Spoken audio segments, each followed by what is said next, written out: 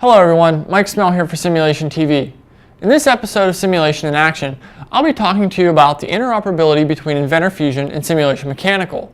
Specifically, we'll look at the functionality for simplifying and modifying a design. In this exercise, we'll start with a plastic part and use Inventor Fusion to go ahead and simplify this geometry for simulation, removing small details and cosmetic features. Further, we'll go ahead and simulate this design and then look at where we might be able to leverage Fusion to implement a design change to improve the performance of our part. Our key learning objectives for this exercise will be to 1. Understand how to simplify models with Inventor Fusion. 2. How can we leverage the Inventor Fusion and Simulation Mechanical workflow? And then lastly, how can we make a design change very easily inside Inventor Fusion? So let's jump into the software and see how this works. So here we are starting in Fusion. You can see here we have the plastic part that we'll use for this demonstration. We're going to start by first looking at some of the simulation-specific features inside of Inventor Fusion. So here on the Simulation tab, you can see that we have buttons to launch each of the 3 simulation products right from inside Fusion.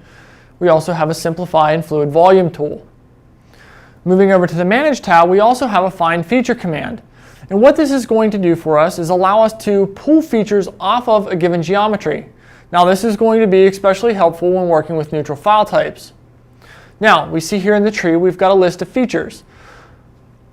Once we've identified these features, we can look at where these features lie on the model and which features make sense to keep on the model or to remove. In this case, you can see we've got these very small fillets here at the rib section that are doing nothing more than giving it a nice cosmetic look.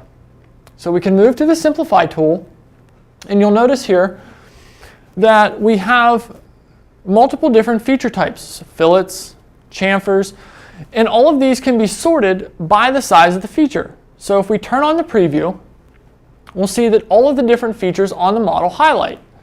Now, moving through and adjusting the sliders, we're going to be able to change which fillets are selected on the model. Now in this case, these larger fillets, we're not going to want to remove, but these small fillets on top of the ribs, as well as the small features here on top of the bosses, we're going to want to remove those. So we'll adjust our slider and we can see that all of the features that we want to remove are still intact, and now we'll access the check mark and complete the process. Now if we zoom in locally, we can see here that the small chamfer that we once had previously has been removed. And if we rotate the model over again, we'll go ahead and zoom in here at the rib section and see that those small cosmetic fillets again have been removed. At this point, our geometry is ready for our simulation. So we'll go ahead and launch Simulation Mechanical from the ribbon. We'll define the analysis type as static stress, and we'll go ahead and start with our general simulation workflow. So as typical, we'll go ahead first and generate our mesh. So we'll click on the mesh settings, and we could adjust the slider, or in this case, we're going to go ahead and use an absolute mesh size. So I'll go ahead and type that value in, press OK, and then click Mesh Model.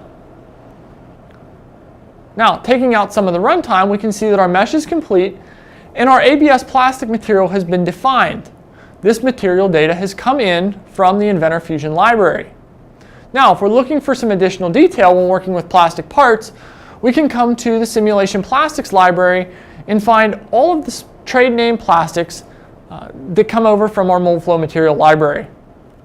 So if we need that additional detail when doing our simulation, we can do that very easily from right inside the Simulation Mechanical interface.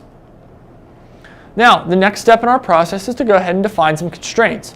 So where are we going to constrain this plastic cover? So we'll go ahead and zoom in and add a fixed boundary condition to each of the 4 holes that make up the plastic cover. Now in these locations, the part's going to be rigidly fixed in all directions. So go ahead and get that there on the bottom 2 locations. And then we can access the ribbon and click General Constraint. From the General Constraint dialog, we'll choose Fixed and then say OK. You'll notice at each of those fixed locations, we have green triangles that represent those boundary conditions. Moving on to our load, we'll pick the top surface of the cover, define a load magnitude, and choose the normal direction. In this case, the load's always going to be normal to the surface. At this point, our analysis is ready to run. We can access the Analysis tab and click on Run Simulation. Here we are. Now we have some results. By default, we'll be viewing our displacement results, and we can see that this displacement pattern makes sense for the given loading configuration. If we switch to von Mises stress, we'll look at the stress distribution and see that our higher stresses are there around the holes. If we rotate the cover over, we notice that as we look at the rib section where it meets the bosses at each of the four corners is where our higher stress location's at.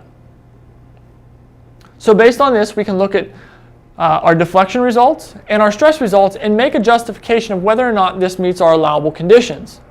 In this case, the deflection that we experience in this cover is a bit too high. So what we can do is return to the FEA editor and access the Tools tab.